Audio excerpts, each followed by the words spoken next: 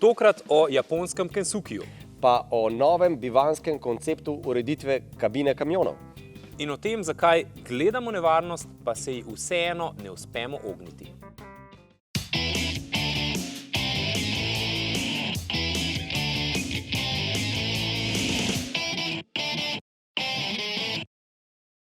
Pozdravljeni v avtomobilnosti. Avtomobilska pokrajina se zelo hitro in temeljito spreminja.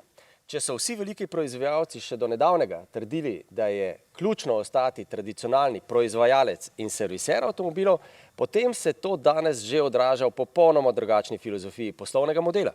In o tem je govorila tudi Toyota na svoji konferenci Kensuki 2020, da bomo vozili oziroma uporabljali avtomobile, bili lastniki avtomobilov malo drugače. No in Japonci, predvsem Toyota, se nečesa ne loti, če ni 100% za tem. Ker prisotni so namreč tudi na vseh celinah in ko se nečesa lotijo, je to zares globalen premik. In predvsem so se lotili velikih podatkov.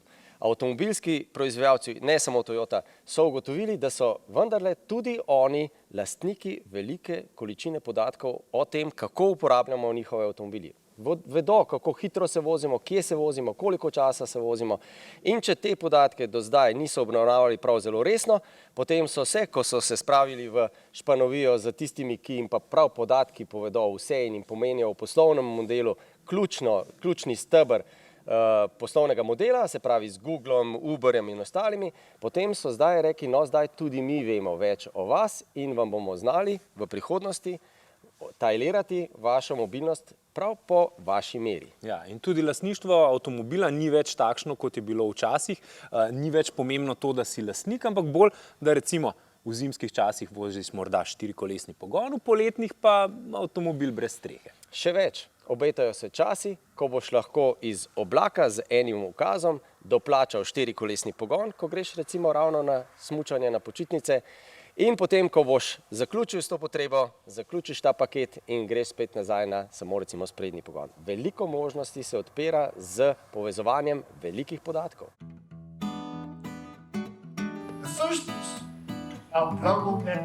Toyota tu v Amsterdamu predstavlja svojo prihodnost.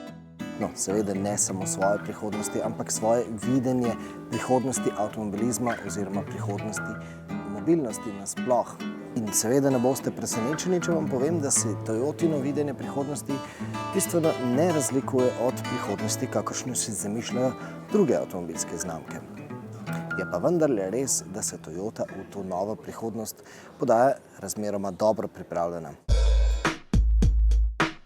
We're confident because we see it as a natural expansion of today's business. It's not like we stop being a manufacturer and distributor of cars and become some sort of startup mobility provider.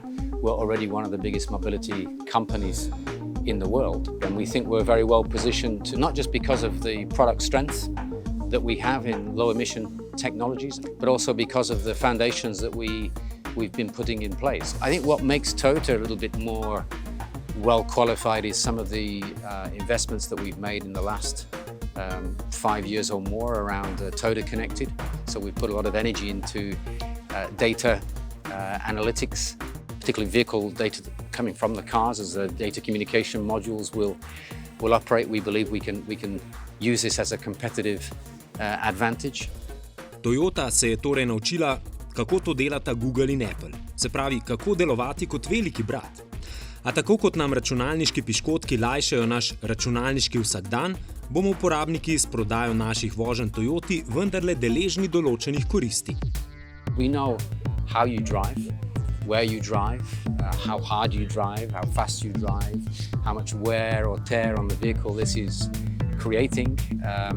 And that means we could offer you a very bespoke maintenance package or insurance package that's unique to the way that you own or you use the vehicle, that's more effective and intelligent or efficient for you than just taking one off the shelf that says anybody can buy the same, whether they're doing 60,000 kilometers a year or 10,000 kilometers a year. So this is one area where I think Toyota is particularly proactive versus some of our competitors. Koristi pa se bodo še posebej izrazito izražale, če se bo Toyotina stranka odločila, da pri Toyoti avtomobila ne kupi, ampak se s to japonsko znamko, ki deluje v praktično čisto vsakem kotičku sveta, dogovori, da mu zagotovi mobilnost v vsakem trenutku. Na kakršen koli način že, se pravi v vozilu, kakršno je za dani trenutek najbolj primerno. Se pravi, da bo stranka imela na voljo tako družinske kot terenske in športne avtomobile, pa tudi vse možne shuttle prevoze po mestnih jedrih ali pa skiroje in podobne vozičke zadnjega kilometra. Toyota zdaj stopa v drugo fazo. Po večjih letih raziskovanja na različnih trgih s različnimi lokalnimi carsharingi, zdaj uvaja blagovno znamko Kinto. In lahko spomnimo, da Toyota v Sloveniji že predstavila storitev Drive Me, se pravi carsharing za poslovne uporabnike. Ta carsharing se bo postopoma preimenoval v Kinto. Slovenci smo lahko veseli, da je prihodnost Toyote, prihodnost Toyotinih mobilnostnih storitev v rokah Slovenca, Toma Fuchsa, drugega človeka Toyota Motor Europe. Leta 2030 bojo prihodki iz cele mobilnosti bojo več kot 1/3 prihajali iz nove mobilnosti in manj kot 2/3 prihajali iz tradicionalnega poslovanja. To je tisti potencial, v katerega mi gledamo in del katerega hočemo biti za svojim poslovanjem. Posel je seveda še povsem na začetku. Pri Toyoti mislimo, da se bo zadeva spremenila, ko bojo te avti dejansko robotaksiji, ki se bojo vozili okoli brez voznika. Takrat bo ta posel postal pomemben posel in takrat hočemo biti mi zraven. Seveda, da bomo takrat zraven, ko se bo to zgodilo, moramo delati na vsakmu od teh elementov. A kje konkretno bodo ustvarili zaslužek? Vse usluge, kjer bomo uporabljali avto, nekdo bo moral biti lastnik avta, nekdo bo mogel s tem avtom upravljati, nekdo bo mogel še vedno ta avto servisirati, čistiti, napolniti in mi bi radi prevzeli to vlogo ne samo kot avtoproizvajalec, ampak tudi kot operater in lastnik teh vozil. Biti samo operater si preveč ranljiv, biti samo proizvajalec si preveč ranljiv, da si prava mobility company oziroma podjetje, ki se ukvarja z mobilnostjo, moraš prevzeti večji del poslovanja. Boste rekli, da vse to ni nič novega, da takšne ponudbe obljubljajo vse znamke, a Toyota je v tej novi mobilnosti že našla svojo nišo, svojo lastno vlogo. Mi ne želimo konkurirati Uberju, Grabu ali pa Didiju, zato smo tudi investirali v te firme, da sicer razumejo, kaj delajo in da tvorimo neka bodoča partnerstva z njimi, vendar pa kot naš brand promise pravimo inkluzivne, se pravi iščemo rešitve tudi za starejše ljudi, za ljudi z zmanjšano mobilnostjo, za otroke, kjer so že danes potrebe po mobilnosti in jih nihče ne pokriva in ravno v tem vidimo našo priložnost, da postavimo nove storitve. In največji globalni avtomobilski igralci se strinjajo, da je prihodnost v gorivnih celicah. In ponovno je tukaj Toyota v zavedljivem položaju. Predstavljajo namreč že drugo generacijo avta na gorivne celice, limuzine z oznako Mirai. Ta impresiven avto ta hip za Slovenijo še ni zanimiv, saj ga nimamo kje napolniti z vodikom, a naj spomnimo, da analitiki predvidevajo, da bodo gorivne celice postale zanimive zaradi elektrifikacije gospodarskih vozil.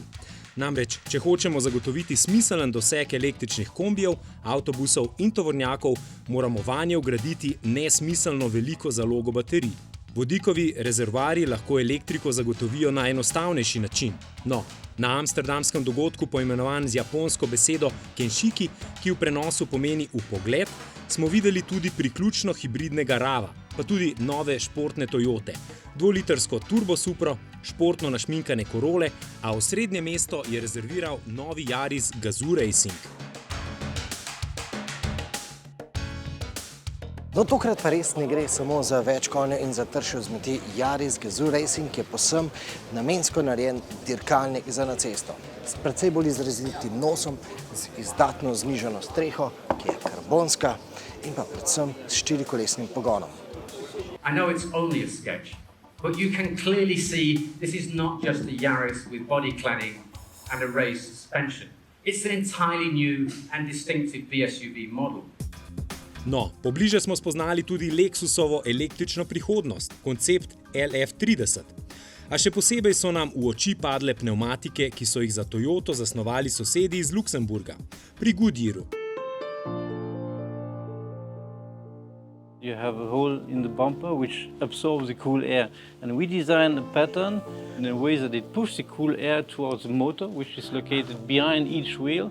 And then after the motor, the hot air is extracted towards the rims. Poleg termodinamičnih koristi pa je tu še bolj fascinantno stišanje gum. At the edge of the fins, we have put kind of velvet, so it's like a textile. Why it is? It's to absorb the noise. So normally when air comes to a smooth surface, you have a reflection noise. Exactly. Here it works like an acoustic wall, basically. It absorbs the noise waves to reduce the noise of the impact. In principle, nature is using this. You know, these birds have at the leading edge, they have hairs, and it's the same principle. So it's like biomimicry. We inspire by nature to solve solution in our industry. Posnemanje narave v tehniki je sicer nekaj, kar pri Goodyearu redno počnejo. In nature you have these brain corals in oceans and they need these different shapes in all directions because they get nutrition through the water. And we needed a grip in all directions. So basically we were looking at this inspiration to say, well, in this case, in 360 degrees, we would have the performance required. Bioniko pa smo nazadnje zasledili tudi v Mercedesovem konceptu, ki bo nastopal v novem avatarju. Filmski Mercedes bo namreč imel poleg organskih baterij tudi 33 v vse smeri pomičnih želvih krilc. Po vrhu pa se bo lahko premikal po strani, kot rakovica. V nadaljevanju oddaje se bomo še enkrat dotaknili deljenja podatkov. A tokrat s pomočjo tovornjakov. V gospodarskem sektorju je tako imenovani Big Data Management nekaj že uveljavljenega in običajnega. Podatkov se bomo lotili na primeru novega Manovega tovornjaka, ki prihaja po kar 20 letih. Testirali smo Audi Q3 Sportback, dotaknili pa se bomo tudi detektorja vozniških laži.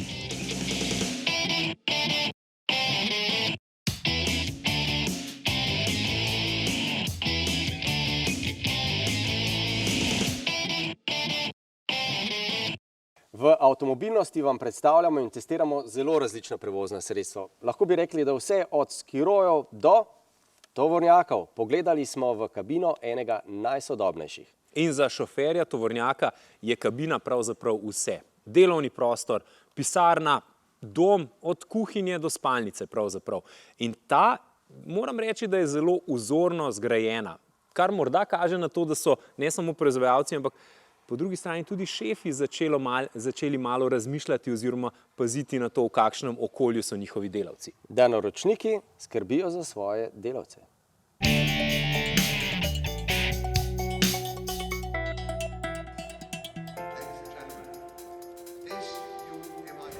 Priča smo prav posebnemu dogodku, namreč prisostvujemo svetovni premieri novega MAN-ovega tovornjaka. In zakaj je dogodek poseben? Namreč novi tovornjak na ceste vozi po kar 20 letih. In navajeni smo iz učbenikov ekonomije, da neki izdelek ob koncu svoje življenjske dobe dosega drastično znižanje prodaje. No, MAN je svojo prodajo v zadnjih letih drastično povečal, celo do rekordnih vrednosti in prehitev je celo svojega večnega rivala iz Stuttgarta.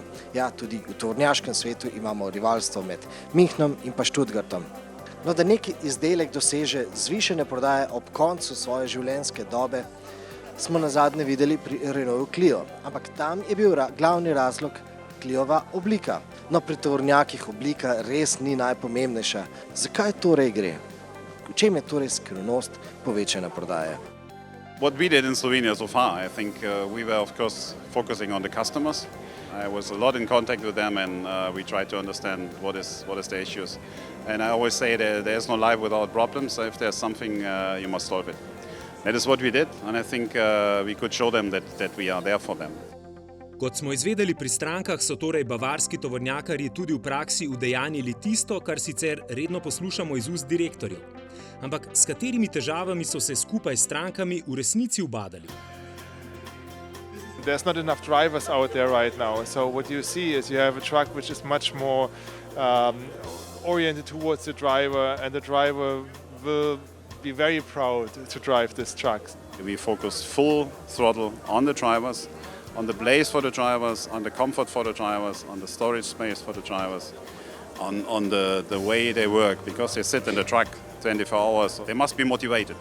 You know, it's very difficult to get enough drivers at the moment, or get drivers to keep them going. And many customers tell me sometimes it's only a matter of the salary, you know, but it is not. Pomanjkanje voznikov, pa tudi nelojalnost voznikov je v prevozniški dejavnosti trenutno najbolj pereč problem. In zaradi tega si proizvajalci tovornjakov še posebej zavzeto prizadevajo za čim prejšnjo vzpostavitev samovozečih vozil. A za razliko od avtomobilske panoge, ki je navajena vplivati bolj na čustva kot na tehne koristi, so tovornjakarske napovedi veliko bolj realistične. You may see some applications in mines, you may see some applications in harbors, but I think on the public roads you will see for many more years to come trucks driven by drivers, because it's such a big responsibility to do this job. Realistični so tudi pri uvajanju elektrike. Baterijski TGX bo namreč na ceste zapeljal že v nekaj letih. A vrnimo se v današnji čas. Novi tovornjak namreč ponuja lasten računalniški operacijski sistem, ki vozniku in podjetju med drugim omogoča vožnjo s kar najnižjimi stroški. A ti prihranki stanejo. Cena pa je stalen nadzor. So we say this big data management is already a reality even in Slovenia? It is, yes, of course in Slovenia. It's very important for us to have information from the truck, always. What will be the things where we could cause a problem, that we schedule the workshop in time and can prepare already. For example, ordering the spare parts already in advance so that the customer has no waiting time. Also, for example, if we have an issue with the fuel consumption, for example, where a driver is complaining, we can measure it, we can see what might be the problem. We can check, for example, if there was a kick down, if the driver was not using the cruise control. And then we can diagnose it and say, okay, look, this was the mistake here, and change the driver behavior, then you're fine and you reduce the fuel consumption. Seveda, uporaba tempomata je v tovornjaku bistvenega pomena. Sploh ne samo zaradi udobja, še bolj z vidika varčevanja. Inteligentni, aktivni tempomat v novem TGX-u pa ponuja tudi novo varčevalno funkcijo. Actually, with the efficient cruise and GPS tempomat, we have something that you will gain some additional speed uphill and downhill. There is an intelligence behind, but there was nothing on the flat road. And now we have the following function included. You set a speed, for example, 85 kilometers per hour, then the vehicle itself in a flat condition accelerate, for example, to 88. Then you go to idle and you will tail or sail without having contact in the powertrain up to or down to 82 kilometers per hour, and then you will accelerate again. And that will save a lot of fuel consumption. 4%, če smo natančni. A vrnimo se k željam voznikov tovornjakov. We included 700 drivers interviews. They came from South Africa, they came from the eastern of Europe, they came from the north of Europe, and we conducted them. We worked together also with universities to combine drivers' feedback with scientific approach. That was in the very, very early phase. In kaj so se v Münchnu naučili? The side windows are not anymore there. This was feedback from the drivers, because they said, okay, if I want to sleep in day operations, I want to keep it dark. So why you have done any windows, which I normally do not use. Pri Manu so v novi tovornjak želeli vgraditi tudi zaslon na dotik, pa so tovornjakarji rekli odločen ne. It's the air suspension in the combination which keeps you moving for comfort reasons. This is going to give you a real rest point. It's going to guide you directly to the function. You could easily zoom in, zoom out, try to fix the point on the touch screen and try to zoom it in a stress situation. Še ena od vozniku prijaznejših izboljšav pa je volanski obroč. If you look, for example, steering wheel angles goes up to this kind of position, it's very more or less zero, up to this kind of angle, which is going to be then the driving position for pass car application.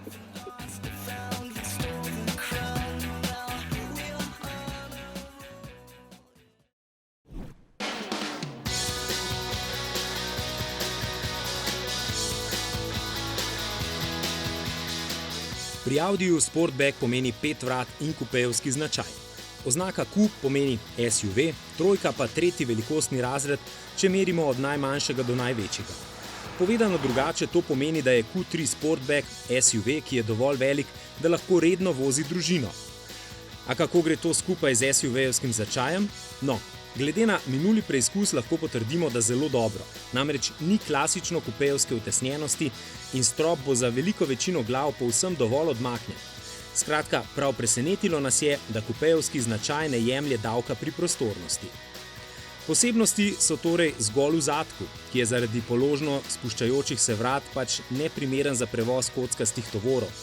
A prepričani smo, da boste to tudi vi smatrali za prav zanemarljiv hendikep.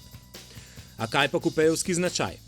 No, v tem pogledu menimo, da preizkušeni dizelski in spredaj gnani Q3 povečuje apetite po quattro pogonu. Saj ne, da bi preizkušenemu Audiju manjkalo dinamike in resnici na ljubo smo se brez kakršnih koli težav peljali po lepo spluženi rogli. A ko enkrat veš, kako uživanski znajo biti quattro Audiji, potem preizkušenega Audija označiš za mestnega nastopača.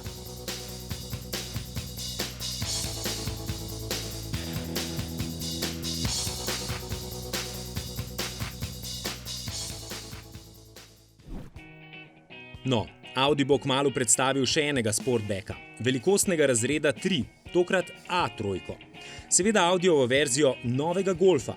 Lahko posplošimo, da je novi A3 najbolj športen Golf, če drugega ne, nam takšno sporočilo predaja vožnja po Azorih s še zamaskiranim A3. Seveda, kmalu ga bodo predstavili tudi v Ženevi, kjer pa bo svojo dinamično plat dokazoval tudi novi Golf GTI. No, v Ženevi si bomo ogledali tudi prenovljenega Hyundaiovega Golfa, model i30. In ko smo že pri Hyundaiu in ker smo v tokratni oddaji toliko govorili o tako imenovanem Big Data, naj na tem mestu povemo, da novodobni Hyundai podatkov ne bodo delili samo svojim servisom, ampak tudi infrastrukturi in drugim avtomobilom v neposredni bližini. Seveda o tako imenovanih V2X in V2V komunikacijah govorimo že več let. A leta 2021 naj bi Hyundai dejansko začel oddajati svojo lokacijo, smer vožnje in hitrost. Pa čeprav prihodnje leto prav veliko odjemalcev še ne bo. Tovrstni podatki pa bi verjetno morali zanimati Google, čeprav zna sam izmeriti marsikaj, recimo tudi zastoj na cesti. A prav to Googlovo sposobnost je izkoristil nemški umetnik Simon Weckert. V mali rdeči voziček je naložil 99 od prijateljev sposojenih telefonov in se začel sprehajati gor in dol po povsem prazni ulici. V eni uri je Google Maps začel na tem mestu kazati rdečo črto in svoje uporabnike izogibati temu odseku ceste, češ da je na Weckerjevi lokaciji popoln kaos. Zlorabe. No, na slovenske ceste pa je zapeljal Peugeot 2008. Mali križanec, po mnenju mnogih še bolj atraktiven kot 208, svoje atraktivnosti pa je dobil tudi zato, ker so tako želeli kupci. Namreč? We may have been criticized outside Europe for the dimension of the car, for the fact that it was more a crossover than an SUV. So for this generation, we want to make a real SUV, a massive bonnet, protective impression, ground clearance, big wheels. So this was the main target.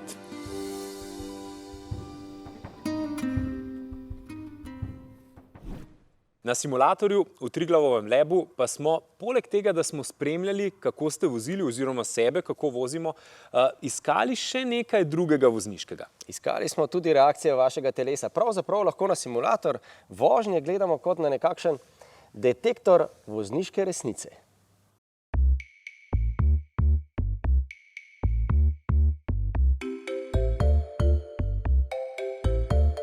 Dve napravi, ki jih mi tako bi rekel redno uporabljamo, so tako imenovani eye tracker oziroma sledilnik pogleda. Noter je infrardeča kamera, ki snema zenico in ta potem preračuna točno, kam človek v neki situaciji gleda. Opazuje tudi v bistvu, se pravi, zenico, koliko je razširjena, ker iz tega mi znamo dobro ugotoviti, koliko je človek mentalno recimo obremenjen. Potem je pa še navadna videokamera, ki pa snema naprej in v bistvu skozi to pa potem vidimo, software označi točko pogleda, kam recimo v tistem videu točno kam človek v nekem trenutku gleda. Del teh scenarijev so tudi tako imenovane distrakcije. Se pravi, mi namerno damo noter plakate z bi rekel, določeni populaciji skušamo biti zelo uravnoteženi, sploh v novih scenarijih, mamljivih prizorov, ki znajo človeka zmest, in v bistvu točno to opazujemo, koliko je človek dovzeten za tako distrakcijo, za tako motnjo. No, in tukaj se največje razlike kažejo med izkušenimi, recimo, pa neizkušenimi vozniki. Izkušen voznik točno ve v nekem trenutku, ko rata situacija kritična, na kaj se fokusirati, na kaj ne. Pač mladi voznik mogoče bo pa rajš mledenke gledal, pa je pol že prepozno, ko lahko odreagira. Drugo, kar pa je pa v bistvu ta aktivnost zenice. Recimo, s pomočjo tega smo v enem takem raziskavi, ki je bila tudi del projekta, ugotavljali, kako recimo mobilni telefon vpliva na voznika. In smo nekako v tisti raziskavi pokazali, da razlika med prostoročnim telefonom pa telefonom v roki je bolj ali manj zanemarljiva, ker tisti glavni škodljivi vpliv tega je to, da človek v bistvu začne se koncentrirati na telefon in neha, čeprav gleda na cesto, v bistvu praktično ne vidi, gleda dobesedno pa ne vidi, no in to se vidi v bistvu iz aktivnosti zenice, se lepo pokaže, kaj človek rata obremenjen. Ta drugi senzor, ki ga uporabljamo, je empatika, E4, pač to je trenutno edini medicinsko uverjeni ali pa certificiran inštrument, ki se ga da dobiti v prosti prodaji in da je relativno natančen. No in to deluje kot neke vrste pametna ura, se pravi s pomočjo fotosenzorja zaznava srčni utrip in varianco srčnega utripa. Potem sta na paščku od te ure sta dve elektrodi, preko katerih se izmeri prevodnost kože in iz tega potem se da izračunati pač galvanski odziv, se pravi potenje. In ker pri razvoju vsebine, ki se predvaja v simulatorju vožnje, aktivno sodelujemo, smo takoj, ko nam je kolega Jaka povedal, da lahko vidimo, kam gledate med vožnjo, rekli, da se nam je v vozniško-inštruktorskem smislu odprl nov svet. Če vemo, kam gledate, vemo, kakšen voznik ste. In v kar 52% smo ugotovili, da vozniki gledajo tja, kjer se bo nevarnost pokazala, kjer jo je pravzaprav logično pričakovati, da se bo zgodila, ampak v nadaljevanju vožnje ne spremeni tako, da bi se izognili nevarnosti, ampak v nevarnost vselej zapele. Ne reagiramo tako, kot bi morali. No in to je zelo dobra podlaga tudi za naše vprašanje oziroma anketo na MMC-ju, seveda kliknite na www.rtvslo.si/poševnica avtomobilnost in tam vas sprašujemo, zakaj je temu tako. Zakaj, ko vidimo nevarnost, pa vemo, da je treba nekaj storiti, tega dejansko ne storimo oziroma ne spremenimo stila vožnje in ostanemo pri tistem, kamor smo bili namenjeni. Na MMC-ju nas seveda lahko spremljate vsak dan čez cel teden z novimi novicami iz sveta mobilnosti. Seveda pa bomo z vami spet čez teden dni. Spremljajte pa tudi Facebook, Instagram in pa seveda Twitter ter YouTube kanal Avtomobilnosti. Pa še to. 100 let po pionirskem prečkanju Sahare bo Citroen ponovno prevozil 3170 puščavskih kilometrov v 21 dneh, a tokrat z električnimi vozili.